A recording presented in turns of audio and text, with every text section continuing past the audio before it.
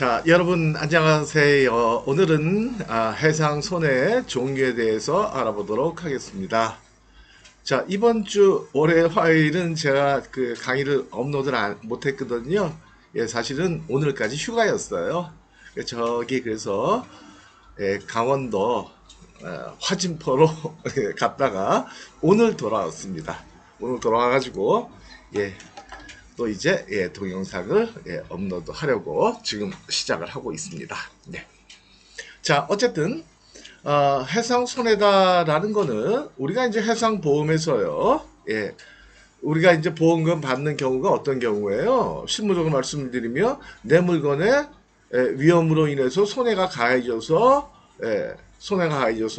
로스나 데미지가 가해져서 거기에 대한 우리가 보상을 받는 거. 이게 우리가 보험이 드는 목적 아니겠어요? 그렇죠? 그래서 해상손해란 이렇게 얘기할 수 있다는 거예요. 정리해서 말씀드리면 피보험 목적물이 내가 가입한 내 물건이 내가 보험에 가입한 내 물건이 해상 위험으로 인하여 전부 또는 일부가 멸실 혹은 손상됨으로써 우리가 입게 되는 피보험자가 입게 되는 경제적 손실을 얘기한다. 손해다. 뭐 이제 쉽게 얘기하면 그런 거죠. 뭐 이런적으로 얘기할 필요 없으니까 손해다. 뭔가 내가 뭔가 피해를 봤다. 그런 거예요. 그러니까 내 물건에 피해가 왔어. 이걸 우리가 손해다라고 얘기하는 거고, 그러한 손해를 보는 게 두려우니까 무서우니까 드는 게 뭐예요? 해상적합보험이다라는 거죠. 내 몸에 이상이 생겨서 몸이 아파가지고 몸에 병이 생겼을까봐 걱정해서 드는 게 뭐 암보험, 실비보험 뭐 이런 거 아니겠어요, 그렇죠? 그래서 우리가 이 손해가 뭐다라는 것도 확실하게 알아두실 필요는 있겠다라는 거죠. 왜요? 우리가 보험에 드는 목적이 위험으로 인한 손해에 대해서 우리가 보상을 받는 거니까 우리가 보상받을 수 있는 손해는 대개 어떤 것들이 있느냐라는 것을 확실히 알 필요가 있다라는 거죠. 이해가 되시겠죠? 그렇죠? 그러면 이러한 손해 종류는, 해상 손해 종류는요, 어떤 것들이 있겠느냐? 첫 번째, 물적 손해라는 게 있다는 거예요. 물적 손해. 이거는 뭐냐면 내가 보험에 가입한 내 물건에 직접적인 러스나 데미지가 오는 거예요. 손실을 입게 되는 거예요. 그 다음에 비용 손해라는 거는 내 물건에 직접적인 손해는 오지 않았지만 어떠한 위험이 가해질 것을, 내 물건에 위험이 가해져서 손해가 올 것을 경감시키기 위해서 드는 비용들, 이런 것들을 우리는 비용 손해다, 그렇게 얘기하는 거죠. 그 다음에 책임 손해라는 거는 피보험자가 그러니까 내가 제3자에 대해서 어떠한 책임을 져야 하는 비용, 이걸 우리는 책임손해, 그러한 비용들을 발생시키는 손해를 우리는 책임손해다, 그렇게 얘기한다는 거죠. 근데 대개 우리가 일반적으로 대상이 되는 거는 물적 손해가 일반적으로 대상이 되는 거죠. 그쵸? 그래서 우리가 보험에 드는 이유가 그거잖아요. 제가 만약에 화장품을 예를 들어서 10억 불을 수출한다. 컨테이너 한 10개 정도 수출한다 했을 때 이 컨테이너가 물에 잠기거나 혹시 아니면 이게 뭐 적도 지방을 지나다가 이게 뭐 혹시라도 그 안에서 뭐 어떻게 잘못되거나 화재가 나가지고 불타거나 이럴까봐 드는 거 아니겠어요, 그죠? 그래서 보통 이게 비용 손해나 책임 손해 이런 것들은 여러분들이 크게 신경 안 쓰셔도 돼요. 이런 것들은 국제무역사 준비하시는 분들은 신경 쓰셔야 돼요. 왜요? 시험에 나오니까. 저도 국제무역사 1급 있잖아요. 계약 쪽, 그 다음에 대무역법 이쪽을 제가 한 10년 이상 제가 그 출제위원을 했었거든요. 근데 저도 마찬가지지만은 되게 그래요. 여러분도 문제 되게 보시면 그렇잖아요. 기출 문제도 보시면 아이고 이게 뭐 실무하고 무슨 상관이 있겠어? 근데 낸다니까요. 실무하고 상관이 있는 것만 간단하게 내버리면 다 맞히잖아요. 그렇죠? 근데 대개 보면은요, 국제무역사 1급 그 합격률이요, 대개 한 20-30%밖에 안 돼요. 그렇게 높지가 50% 이렇게 되고 막 그러는 게 아니에요. 근데 그렇게 이제 그 합격률 이렇게 낮추다 보니까 시험을 낼 수밖에 없다. 자, 그래서 어쨌든 그래서 이렇게 알아두시자고요. 해상 손해 종류, 우리가 해상에서 입을 수 있는 손해 종류가 뭐냐? 크게는 물적 손해가 있다. 물적 손해라는 거는 내가 가입한 물건 자체가 로스나 데미지를 입는 거, 예, 멸실이 있는 거, 그쵸? 그 다음에 비용 손해라는 거는 그러한 멸실이나 내 물건에 이런 것들을 경감하기 위해서 들어갔던 비용, 이런 것들이 비용 손해. 책임 손해라는 거는 어쨌든 나로 인해서 내가 제3자에 대해서 내가 잘못을 해서 어떠한 책임을 져야 된다.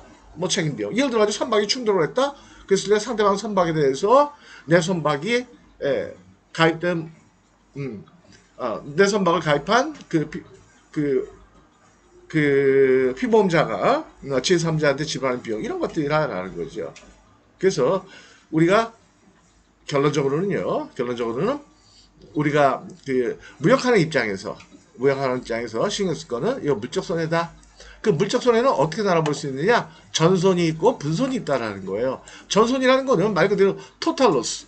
내 물건 전체가 못 쓰게 돼버린 거예요. 전체가 없어져 버리거나 전체가 찾긴 찾았는데 완전히 물에 잠겨가지고 물건을 찾았는데 완전히 쓸 수가 없는 거야. 이것도 다 전손이에요.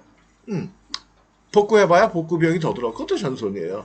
물건 자체가 물에 가라앉았다? 그것도 전손이에요. 없어져 버렸다? 전손. 분손이라는 거는 일부분만, 일부. 예를 들면 뭐 컨테이너 10개 중에 2개가 뭐 잘못됐다. 뭐 이런 것들 있잖아요. 그 다음에 이러한 전손은 현실 전손과 추정 전손이 있다라는 거예요. 현실 전손이라는 건 진짜로 없어져 버린 거. 예. 그 다음에 추정 전손이라는 거는 예를 들어가지고 자동차를 내가 수출하는데 보험을 들어놨는데 자동차가 물에 잠겼어. 건져가지고 고치려고 봤더니 수리비가 더 들어. 이런 것들 추정 전손. 그런 거다라는 거죠, 대충. 이해가 되시겠죠? 근데 분손이라는 건 단독 훼손과 공동 훼손이 있어요. 단독 훼손은 내 물건만 피해를 본 거예요. 나만 단독으로. 공동 훼손이라는 거는 공동의 이익을 위해서 내 물건도 희생이 된 거예요. 예를 들면 내 물건을 실은 배가 이렇게 쭉 가다가 원인은 모르겠지만 한쪽으로 기울어져. 바로 세워야지. 세우려고 봤더니 그냥은 안 돼. 그러니까 선장이 야, 이쪽에 있는 컨테이너 다 갖다 바다에 던져버려. 근데 그 중에 내 물건도 속한 거예요. 예, 그랬을 때 공동해서 처리를 받을 수가 있고, 반대로 다른 사람 물건에 대해서도 내가 같은 책임을 져줄 수도 있는 거고, 그래서 공동으로 책임을 진다. 공동해서 그렇다라는 거죠. 예를 들면 그렇잖아요. 예를 들어 어디 동호회끼리 놀러 갔다가 그 중에 누가 하나가 잘못을 해가지고 누가 뭐 잘못을 했다? 그럼 같이 물어주는 경우도 있잖아요. 게임비 물어야 되는 경우도 있잖아요. 그죠? n분의 1로 나눠가지고. 이게 바로 그거예요. n분의 1로 나눠가지고 책임을 져준다. 그게 바로 공동훼손이다. 라는 거예요. 이해가 되시겠죠? 그래서 이 해상손해에 대해서는요, 제 강의를 들으시는 분들이 다 실무자들 분들이시잖아요. 실무자 중에서도 아직 무역이 익숙치 않으신 분들이시잖아요. 그러니까 이렇게 골치 아프게 생각하실 건 없고요. 내 물건이 이렇게 물적 손해에 있어서 전손이 있고 분손이 있다. 그래서 내가 어떤 보험 조건을 선택하느냐에 따라 가지고 전손이면은 보상을 다 받을 수 있지만 분손일 때는 보상을 못 받는 경우들도 있거든요. 그게 나중에 뭐하고 연결이 되냐? 보험 조건, ICC, ABC 이거하고도 연결은 되는 경우들이 있더라. 어쨌든 정리해드리면 이거예요. 오늘 말씀을 정리해드리면 오늘의 주제는 해상 손해였었거든요. 근데 왜 손해를 공부하느냐? 그거는 당연히 우리가 보험에 드는 목적이 위험한 사고로 인한 손해를 보상받기 위해서잖아요. 그랬을 때 어떠한 손해가 일어났을 때 어떠한 조건을 가입했을 때 내가 보험금을 받을 수 있느냐, 이거와 관련이 되니까. 그래서 그냥 상식적인 선에서 기억만 하시자. 그래서 이것만 기억하세요. 전손, 분손. 내 물건이 다 없어지는 거 전손, 일부분 없어지는 거 분손. 그래서 영어로 total loss, 그 다음에 분손은 partial loss, 그렇게 얘기한다는 거예요. 이해가 되시겠죠? 그쵸? 그 다음에 현실전선, 추정전선 이렇게까지 여러분들이 굳이 실무자들은 아실 필요는 없다라는 거. 중요한 거는 뭐다? 어떠한 경우에 보상을 받을 수 있느냐, 보험의 조건, A라는 조건, B라는 조건, C라는 조건 들었을 때 각각 어떠한 그 손해에 대해서 보험금을 지급하느냐 이것만 기억하시면 되겠죠. 그런 거죠 뭐. 제가 보험이 들더라도 이런 사람들이 있어요. 자기가 보험 들어놓고도 아이씨 이거 보상받을 수 있는 거야? 저도 우체국에다 그 보험을 하나 들어오는 게 있거든요.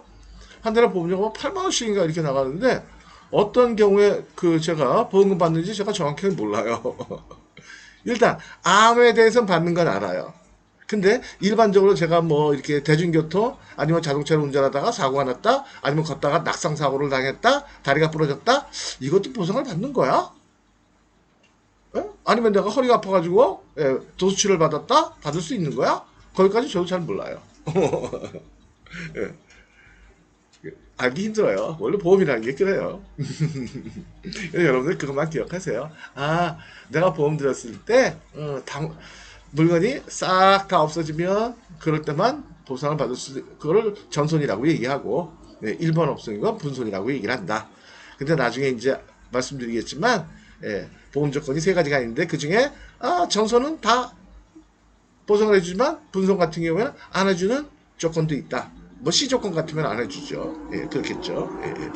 그래서 어쨌든 그렇게 관련돼가지고 오늘은 그것만 기억하세요. 전손이라는 게 있고 분손이라는 게 있구나. 손이라는 게 뭐다.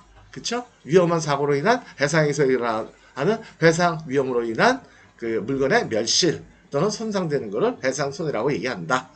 그 다음에 전손이 있고 분손이 있다. 전손이 있고 분손이 있다. 똑같은 말 제가 계속 해드려요. 왜요? 왜 반복해드려요? 여러분 처음이니까. 그쵸?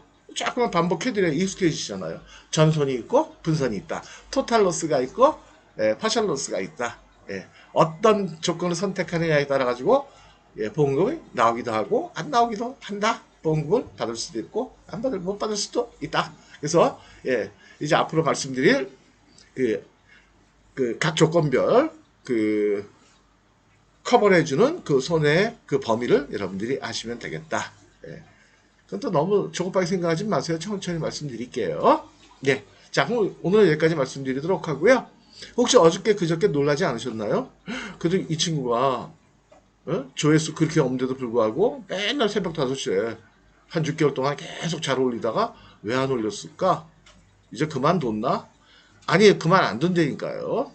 앞으로도 핫한 이슈를 갖고 말씀을 드릴 거예요. 아주 쇼킹한 말씀을 드릴 수도 있어요 제가.